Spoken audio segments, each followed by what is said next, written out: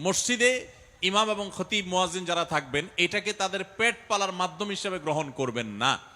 শরিয়াত দৃষ্টিকোণ থেকে ইমামতি খতিবগিরি করে টাকা নেওয়া, বেতন নেওয়া জায়েজ হলেও এটা তাদের রুটি রুজির মাধ্যম না।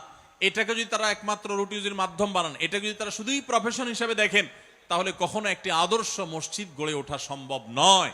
তাদের এটা হবে সেবা, এটা হবে তাদের দায়িত্ব পালন, এটা হবে আল্লাহর ভয় থেকে একজন ইমাম, একজন খতিব তার মুসল্লিদের, তার মুক্তাদিদের কারোর দুর্বলতা, কোনো ত্রুটির কথা মনে করে আল্লাহর কাছে ভোর রাতে তাহাজ্জুদের সময় দোয়া করবেন, সেজদায় দোয়া করবেন, নামাজের পর দোয়া করবেন, বিভিন্ন সময় দোয়া করবেন তাদের জন্য। এটা হবে একজন আদর্শ ইমাম, একজন খতিবের দায়িত্ব। একজন আদর্শ ইমাম খতিব ছাড়া একটা আদর্শ মসজিদ সম্ভব নয়। আদর্শ মসজিদ তখন হবে যখন সেই মসজিদের ইমাম, খতিব, মুয়াজ্জিন সবাই আদর্শবান হবেন। ইমাম খতিবদের উচিত মসজিদগুলোতে নানাবিধ আয়োজন করা, বিভিন্ন প্রোগ্রাম করা, প্রোগ্রামের মাধ্যমে এলাকাবাসীকে নানাবিধ ভাবে উপকার পৌঁছানো। আমাদের প্রিয় নবী সাল্লাল্লাহু আলাইহি ওয়াসাল্লাম মসজিদ আপনারা জানেন শুধু নামাজ পড়ার ঘর ছিল না। সারা বাংলাদেশে মসজিদগুলো এখন বেশিরভাগ মসজিদগুলো হলো নামাজের ঘর।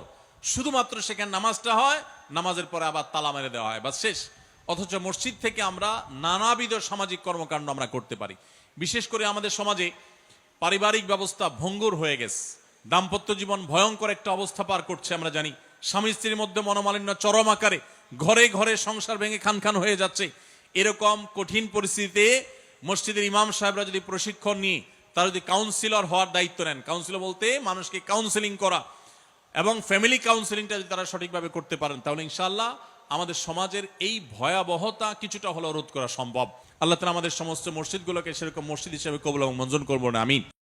আস-সুন্নাহ ফাউন্ডেশন, উম্মার স্বার্থে সুন্নাহর সাথে।